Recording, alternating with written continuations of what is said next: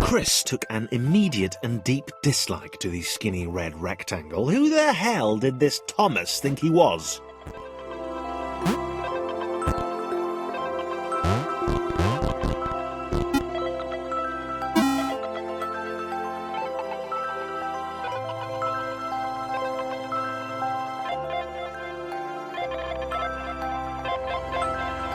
Chris had been doing fine. He wasn't the highest jumper, but he'd held his own. He'd even been graceful at times. Well, not technically graceful. It's probably the wrong word, but, you know, fine. There was that skinny little runt leaping about like he owned the place.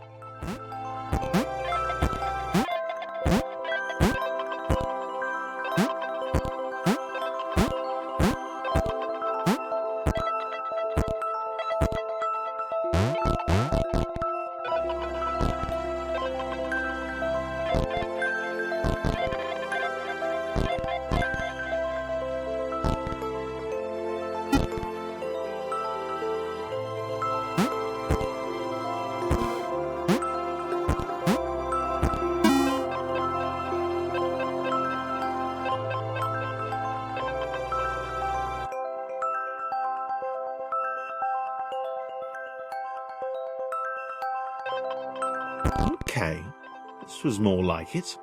A glowy white thing. Only Chris could get to it, which of course made it all the more enticing. What would it do? What new opportunity might this switch open up to him?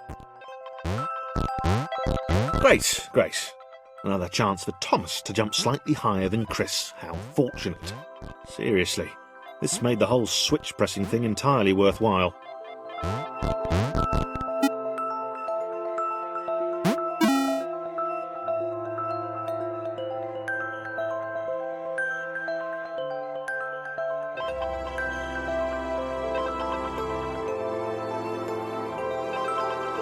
Was this good?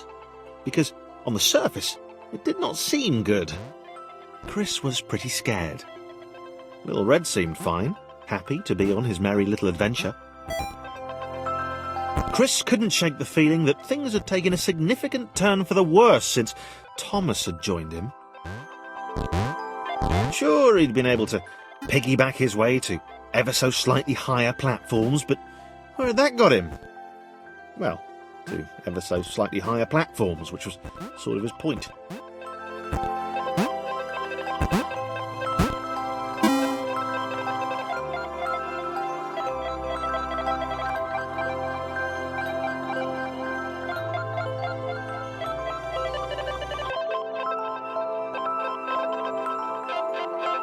Chris stared at Thomas with pure hatred. He seemed so very happy at their situation. Friends together, a brave fellowship of quadrilaterals on a quest for greatness. That would be fine. But it was all the obvious observation that Thomas was doing which grated. Every time they saw something vaguely new, Chris would hear a satisfied little from the vaulting idiot. He hoped the next portal would split them up, if only for a few levels.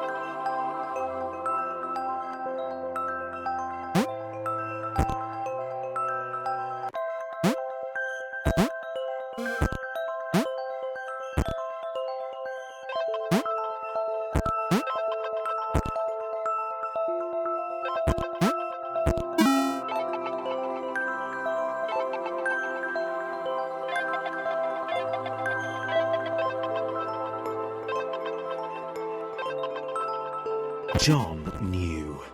He knew that this was his chance, a moment to shine.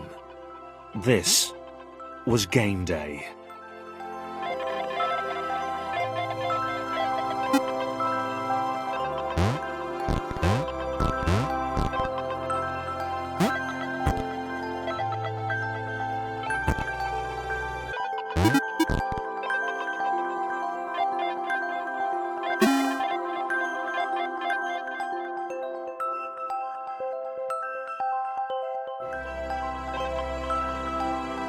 This would not do. John needed room to show off his exceptional skills.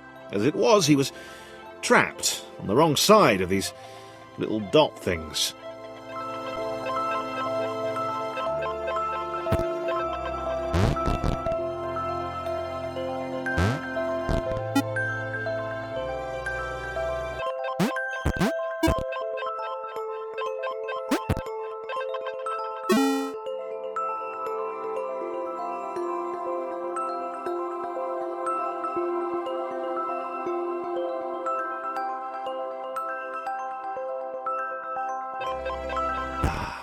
John inhaled the air of the open space, and it smelled of awesome.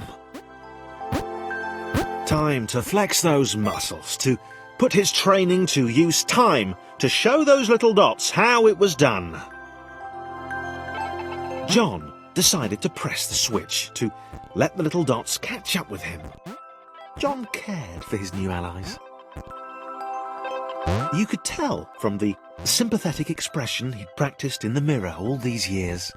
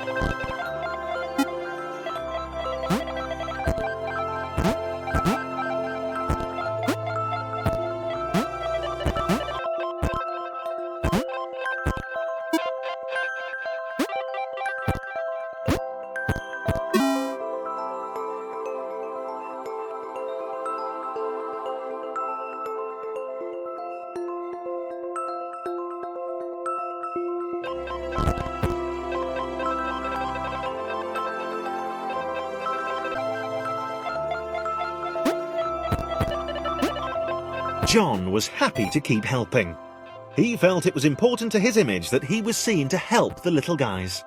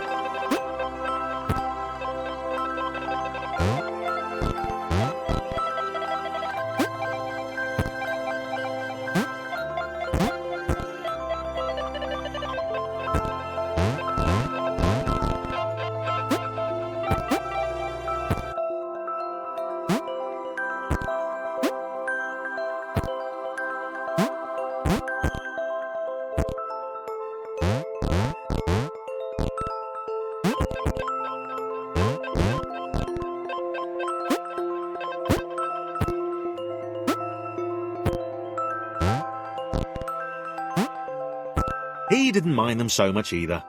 The red one, Thomas, had a charming way of applauding every time John jumped.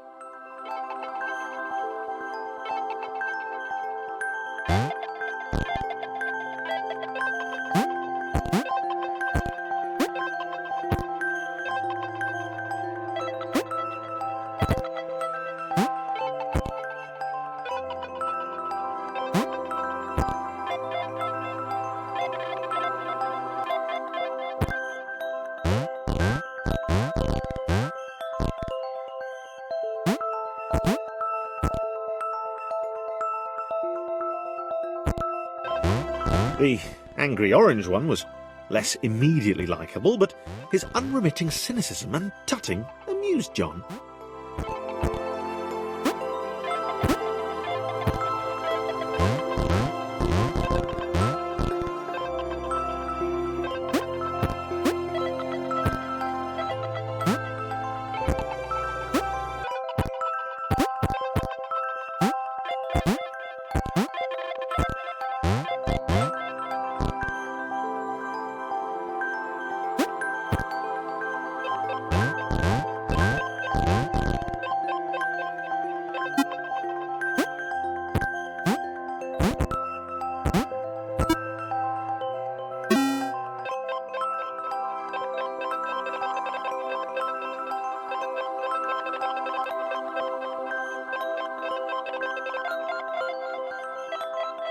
This was interesting.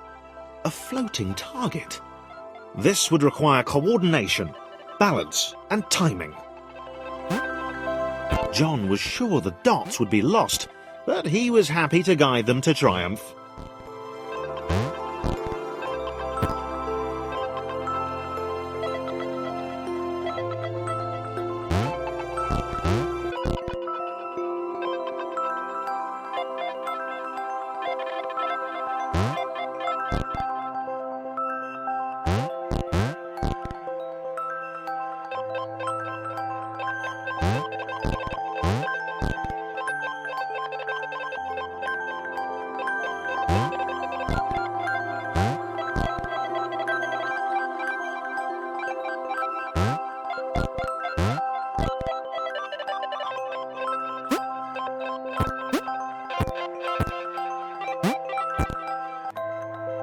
Maybe that's what the dots were for.